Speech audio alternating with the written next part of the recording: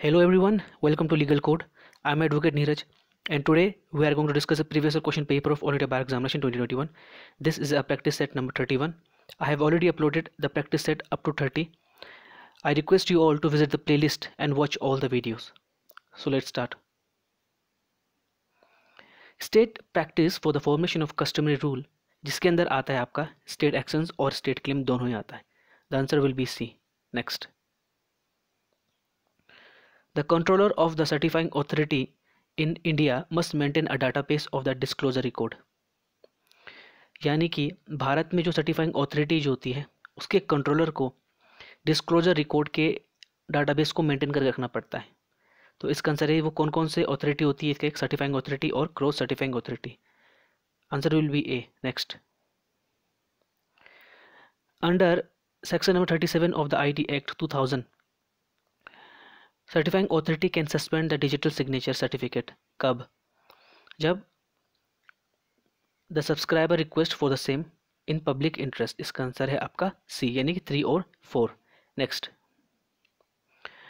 In the cases before a cyber appellate tribunal, यानी कि cyber appellate tribunal के समक्ष अगर कोई भी मामला अपीलार्थी के द्वारा, ना ही वो अपीलार्थी कोई लीगल ऑफिसर है या लीगल प्रैक्टिशनर नहीं है, तो वो न्यायालय के समक्ष यानी कि साइबर एपिलेट ट्रिब्यूनल के समक्ष अपने मामले को पेश करने के लिए योग्य या क्वालिफाई नहीं माना जाएगा. Next. In the light of the criminal law amendment act 2013, तो इसमें से कौन सा स्टेटमेंट सही है? तो इनमें से कोई भी स्टेटमेंट सही नहीं है. रेप को इसमें लिखा गया है कि rape is now a gender neutral offence, जबकि ऐसा नहीं है. तो इसका आंसर जो था इसमें से कोई भी इसका आंसर नहीं था. Next. The offence of the stalking upon second और सब्सिक्वेंट कन्विक्शन, यानी कि अगर कोई किसी व्यक्ति का पीछा करता है, स्टॉकिंग करता है, चाहे वो फिजिकली हो या फिर वो कंप्यूटर के द्वारा भी किया जा सकता है, इंटरनेट के द्वारा. तो अगर कोई व्यक्ति दूसरी बार या फिर 2 से अधिक बार किसी मामले में कन्विक्ट माना जाता है, तो वो एक संज्ञेय और नॉन बेलेबल ऑफेंस होगा. नेक्स्ट. किडनैपिंग में consent of minor is Holi इमैटेरियल, यानी कि उसके सहमति की आवश्यकता या ना आवश्यकता का कोई मतलब यहाँ पे नहीं उठता. नेक्स्ट. ट्रेड यूनियन एक्ट 1926 के प्रावधान के तहत अगर कोई व्यक्ति जिसकी उम्र 18 वर्ष या उससे अधिक हो जाता है, तो वो रजिस्टर्ड ट्रेड यूनियन का सदस्य बनने का योग्य माना जाता है, जो कि ट्रेड यूनियन के नियमों के अधीन हो सकता है. Next. Spurious good under the provision of consumer protection act, यानी कि एक ऐसे गुड्स को यानी एक ऐसी वस्तु को बेचना जो कि छलावा की तरह हो, यानी कि कोई ऐसा गुड्स या सर्विसेज को बेचना जिसमें उन्होंने क्लेम किया है कि जो आप सामान बेच रहे हो या कोई भी वस्तु बेच रहे हो वो जेन्युइन है, लेकिन वैसा नहीं होता.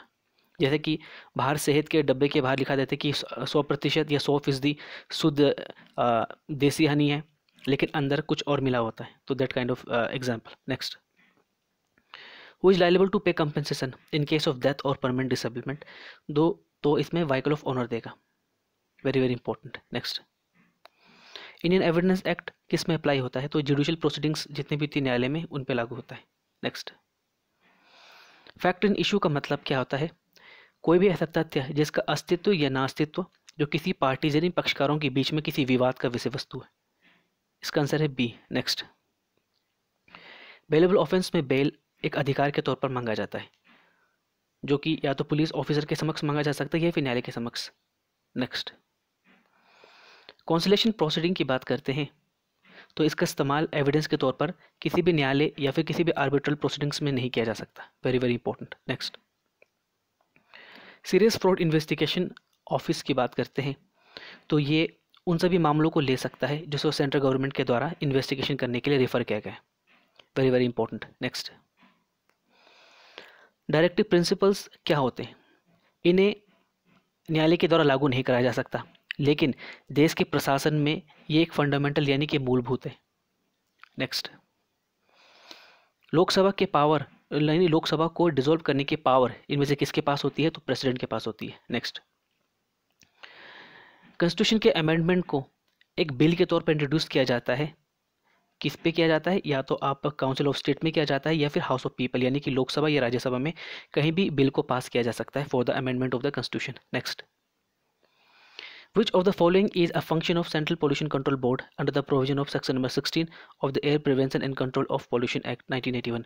तो इसका जो सेक्शन नंबर 16 है वो बताता है to carry out and sponsor investigation and research relating to the problems of pollution, prevention, control and abatement of pollution.